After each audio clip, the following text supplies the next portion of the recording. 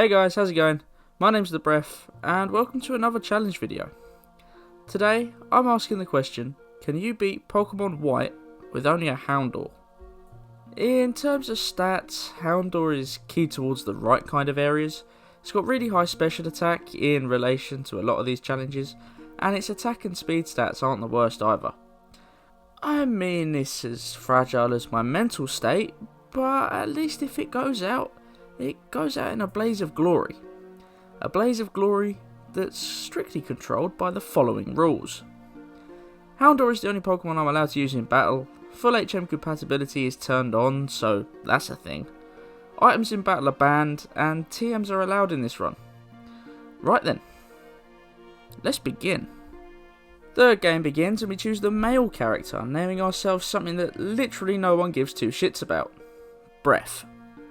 We get a hold of our Houndour and beat both Bianca and Sharon before heading to the lab and naming it Reshi, after, well, Reshi, who requested this challenge in the comments. Just to let you all know, if you've requested a challenge in the comments, I want you all to know that I've read them all and I've made a note of them, so hang on, it's just a matter of time and I'm sure your challenge will come up. Anyway, I'm sure we all know roughly the storyline and the path we take. Getsis complains about the lack of female attention in his life to a crowd of disinterested people, and we make our way up to the first gym.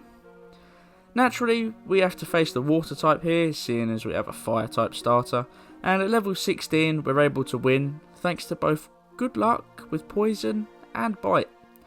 Overall, this gym is a pain in the arse whatever you do in the run, but hopefully the ease racks up faster than the interest on my monthly overdraft payments.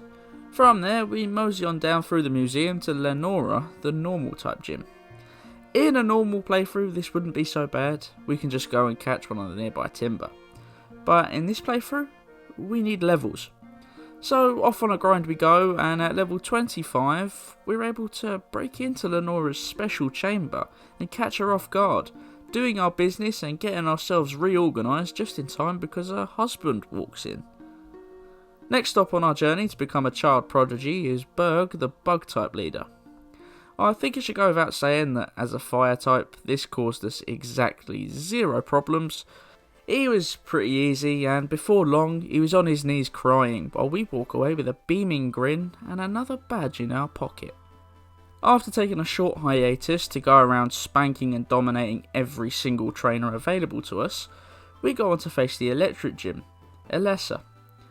She wasn't impressed by our attempts at flirtatious courtship until we reach down into our belt loop, undo our buckle and slowly bring out our smooth white and red ball, crack it out and show her our big hot puppy, Reshi. Bewildered at how someone could possess something so powerful, she ultimately concedes defeat and yet again we're moving on. After the customary gangbang in the freezer, we have to fight Clay. I thought he'd be tough, and I was partially right. He did take me a couple of attempts, but all in all, this wasn't actually that bad. A bit like drinking on a Sunday, or buying a bottle of Vimto, emptying the contents and replacing them with a mixed fruit cider when you attend a seminar. Totally not speaking from experience there. Anyway, Clay gets his arse handed to him, and we head up a tower to ring a bell before going to fight a bird with some birds. We're a bit over leveled for this, and Madame Leflaps doesn't really stand much of a chance. Luckily for us, there are no repercussions for potentially illegal actions in this world, so when we've let her get mauled by our little dog, we just walk away scot-free. Next on our list of poor bastards to screw is Bryson. Not even his icy cool exterior can protect him from the inevitable heat death that is little Reshi, because as you can probably imagine, he was way too easy to dispatch. We emerge from there and run up the draconic tower thingy to find N at the top getting real kinky with a white fire dragon thing.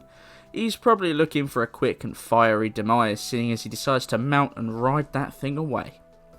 Well, the next and the final gym for this challenge is the dragon type gym, Iris. I think it's fair to say that up until now we haven't been tested so much. The grinding is a pain, but do you know what else is a pain? Keeping true to my usual upload schedule while maintaining my steady alcoholic tendencies over the Christmas period. Yeah, that is the cause of the delay to this video being a day late, but I hope you can forgive me because I feel like we've all enjoyed ourselves this Christmas. Funny enough though, this is where things turn hard, and they turn hard fast. We're making our way towards Victory Road and obviously have the fight with Sharon. The big issue here is more one of multiple issues. We're level 69. Nice. And his Samurott is just too powerful, as in 2 shots and I'm down too powerful.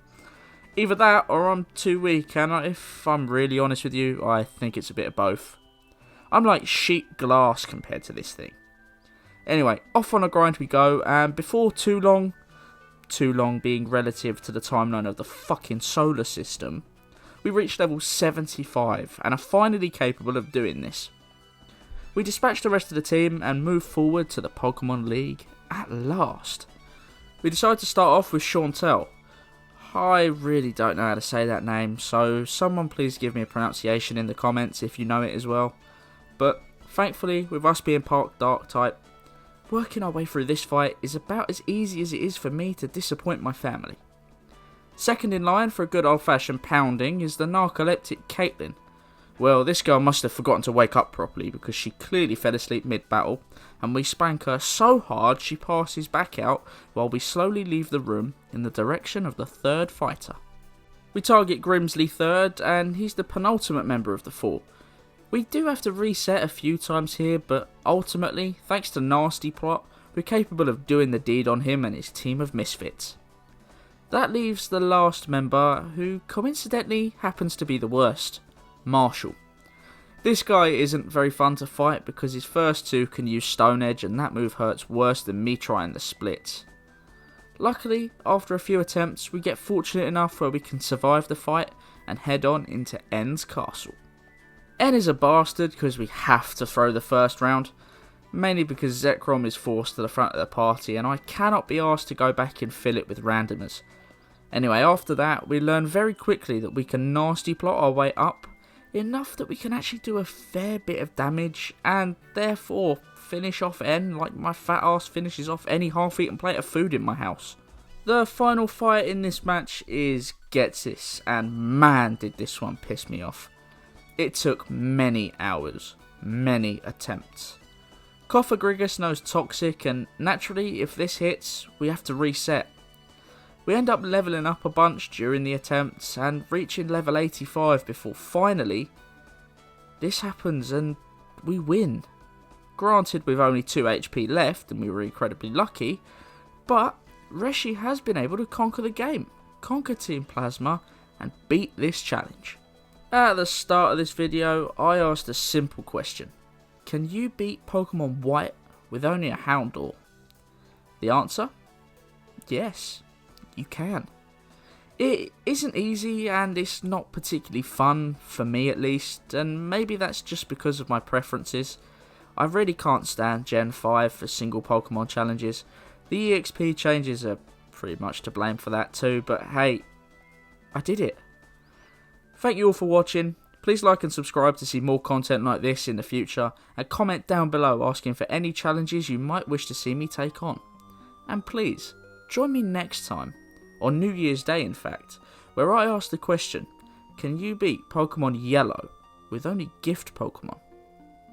Have a great day guys, and I'll see you in the next one.